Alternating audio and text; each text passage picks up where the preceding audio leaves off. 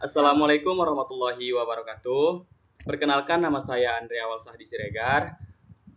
BP saya 2111000046. Terima kasih kepada dosen pengampu mata kuliah PSDM yaitu Dr. Wahyudi MKom. Yang pertama yaitu pengenalan tentang Sistem Informasi Sumber Daya Manusia atau HRIS.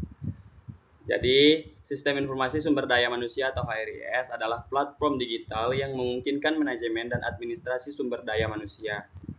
Melalui HRIS, perusahaan dapat mengelola data karyawan, rekrutmen, payroll, dan manfaat karyawan secara efisien. Selanjutnya, pentingnya implementasi HRIS dalam rekrutmen digital. Yang pertama, rekrutmen digital lebih efisien. Jadi lebih memungkinkan dalam rekrutmen digital perusahaan untuk mencari dan mengapolasi dan merekrut karyawan dengan lebih efisien melalui platform digital. Sedangkan yang kedua, optimasi waktu dan biaya. Jadi HRIS memungkinkan perusahaan untuk mengurangi biaya dan waktu yang diperlukan dalam proses rekrutmen, kemudian mempercepat penyebaran lowongan dan proses seleksi karyawan. Yang ketiga yaitu manfaat efisiensi dan akurasi. Dengan HRIS, perusahaan dapat menjaga akurasi data kandidat dan mengoptimalkan proses rekrutmen dengan alat analitik dan manajemen data yang canggih. Selanjutnya, manfaat HRIS dalam mendukung green business.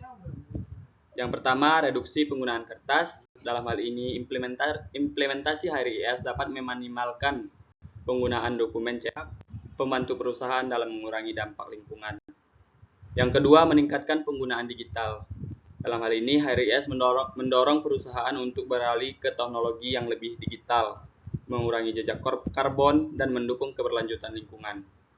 Sedangkan yang ketiga, optimasi proses administrasi.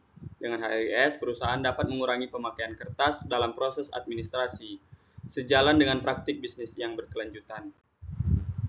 Selanjutnya, fitur-fitur utama HRIS untuk rekrutmen digital. Yang pertama, manajemen data kandidat. Yang kedua, proses seleksi otomatis. Dan yang ketiga, alat analitik rekrutmen. Selanjutnya, proses implementasi HRIS dalam perusahaan. Yang pertama, analisis kebutuhan. Yang kedua, pemilihan vendor HRIS. Yang ketiga, implementasi dan pelatihan. Selanjutnya, tantangan dalam implementasi HRIS untuk rekrutmen digital. Yang pertama, kepatuhan data. Memastikan bahwa data kandidat dan proses rekrutmen yang dijalankan sesuai dengan aturan privasi dan regulasi. Yang kedua, antarmuka pengguna. Memastikan antarmuka pengguna yang intuitif dan memudahkan untuk digunakan dalam pengelolaan rekrutmen digital. Dan yang ketiga, manajemen perubahan. Pemahaman dan dukungan dari seluruh tim terkait terhadap perubahan dalam proses rekrutmen. Oke, yang selanjutnya strategi untuk mengatasi tantangan dalam implementasi HRIS. Yang pertama, dalam pendidikan dan pelatihan, meningkatkan pemahaman tentang kepatuhan data dan penggunaan antarmuka HRIS. Yang kedua, pengembangan antarmuka, mengoptimalkan antarmuka penggunaan HRIS untuk kegunaan yang lebih inisiatif dan efisien. Yang ketiga, komunikasi tim lebih terkait, memungkinkan kesadaran dan tanggapan positif terhadap perubahan komunikasi yang terkoordinasi. Studi kasus perusahaan yang telah sukses mengimplementasikan HRIS untuk rekrutmen digital. Yang pertama, jadi ada sebuah perusahaan tersebut telah berhasil meningkatkan efisiensi rekrutmen dengan mengimplementasikan HRIS dalam proses rekrutmen digital. Yang kedua, sebuah perusahaan itu juga sudah mengurangi biaya dan waktu dalam proses rekrutmen, sehingga dengan menggunakan HRIS ini secara lebih efektif.